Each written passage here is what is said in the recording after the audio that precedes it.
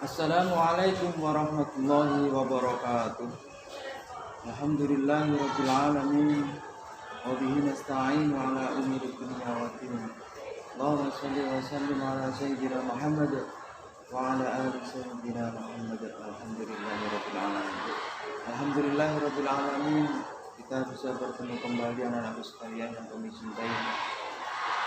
Sebelum kita belajar bersama-sama, marilah kita berdoa terlebih dahulu. Berdoa mulai. Selesai. Alhamdulillahirabbil alamin. Mudah-mudahan dengan doa tersebut kita diberi oleh Allah Subhanahu wa taala ilmu yang bermanfaat di dunia dan di akhirat. Amin amin ya rabbal alamin. Anak-anakku sekalian yang kami cintai, pada kesempatan kali ini saya berterima kasih kepada sampean semuanya bisa hadir dalam pertemuan pendidikan agama Islam ini. Untuk saat ini, alhamdulillah saya sudah juga melihat atribut-atribut,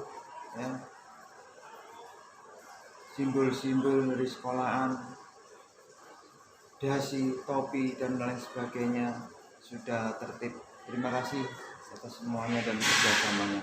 Anak-anakku sekalian yang kami cintai, pada kesempatan kali ini Pak Asep seperti yang sudah dibicarakan oleh minggu kemarin, yaitu pelajaran pada kesempatan kali ini yaitu beriman kepada kitab-kitab Allah Subhanahu wa taala.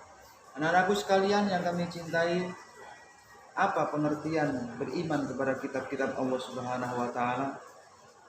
Kitab Allah Subhanahu wa taala adalah beriman kepada kitab-kitab Allah Subhanahu wa taala, mempercayai dan meyakini dengan sepenuh hati bahwasannya Allah Subhanahu wa taala telah menurunkan kitab-kitabnya kepada nabi dan rasul yang berisi wahyu untuk disampaikan dan diajarkan kepada umat-umatnya.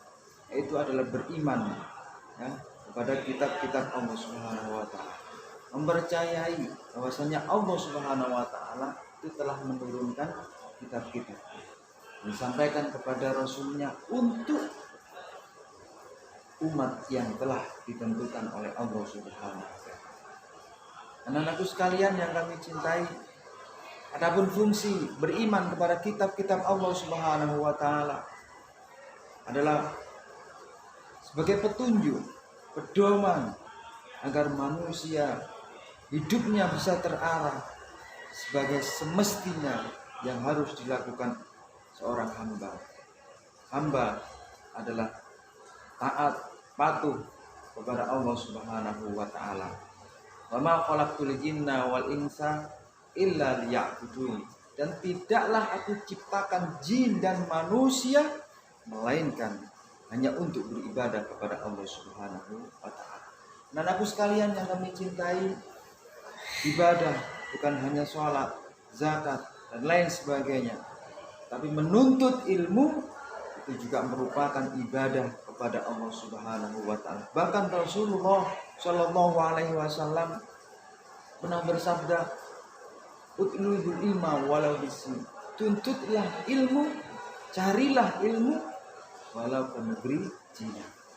Itu saking pentingnya mencari ilmu, anak-anakku sekalian. Karena dengan ilmu, insya Allah dengan izin Allah Subhanahu wa taala, hidup kita akan semakin terarah dan mudah-mudahan mendapatkan ridho dari Allah Subhanahu wa taala. Anak-anakku sekalian yang kami cintai, saya percepat ya. Macam-macam kitab Allah Subhanahu wa taala. Yang pertama yaitu kitab Taurat. Kitab Taurat ini adalah kitab yang diturunkan Allah Subhanahu wa taala kepada Nabi Musa, pada Nabi Musa alaihi salam. Itu yang pertama. Dan yang kedua yaitu kitab Zabur. Kitab Zabur ini diturunkan oleh Allah Subhanahu wa taala kepada Nabi Daud alaihissalam. Dan yang ketiga yaitu kitab Injil. kitab Injil ini diturunkan kepada Nabi Isa alaihissalam.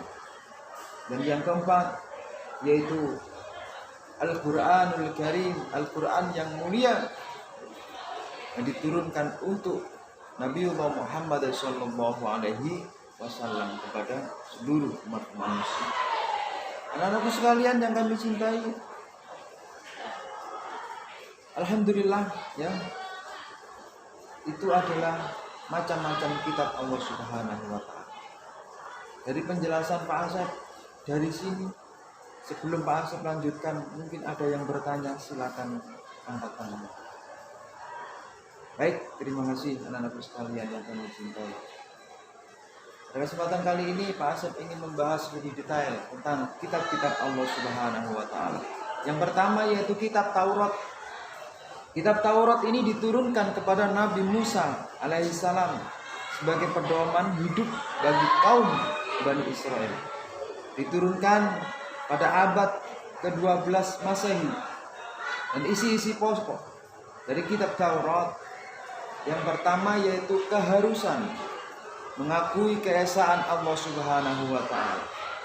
Percaya bahwasanya Allah Subhanahu wa taala Tuhan yang satu-satunya yang wajib disembah. Yang kedua, larangan menyembah berhala. Yang ketiga, larangan menyebut nama Allah dengan sia-sia. Yang keempat, supaya mensucikan hari Sabtu. Yang kelima, supaya menghormati ayah dan ibu bapak kalian dihormati ya. Baik dimanapun bapak ibu kalian berada, doakan mereka ya. Jika masih hidup, doakan, beri kasih sayang, turuti perintahnya. Dan jika sudah meninggal dunia, doakan, datangi makamnya. Yang keenam, larangan membunuh sesama manusia. Yang ketujuh, larangan berzina. 8, larangan mencuri. 9, larangan menjadi atau membuat saksi palsu. Dan yang terakhir, yang 10, yaitu larangan mengambil hak orang lain. Jadi bukan miliknya, jangan diambil. Itu adalah kitab dari Taurat. Yang selanjutnya yaitu kitab Zabur. Kitab Zabur ini adalah diturunkan kepada Nabi Daud alaihissalam. Kitab ini berisi tentang penjelasan hukum-hukum yang diturunkan untuk Nabi Musa alaihissalam kepada umatnya. Yang selanjutnya yaitu kitab Injil. Kitab Injil ini diturunkan kepada Nabi Isa alaihissalam. Anak-anakku sekalian yang kami cintai, selanjutnya yang terakhir yaitu kitab Al-Quran.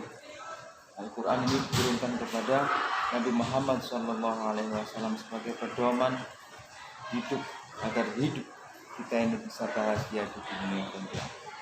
Anak-anakku sekalian yang kami cintai, adapun tentang isi pokok kandungan daripada Al-Quran, yang pertama akidah.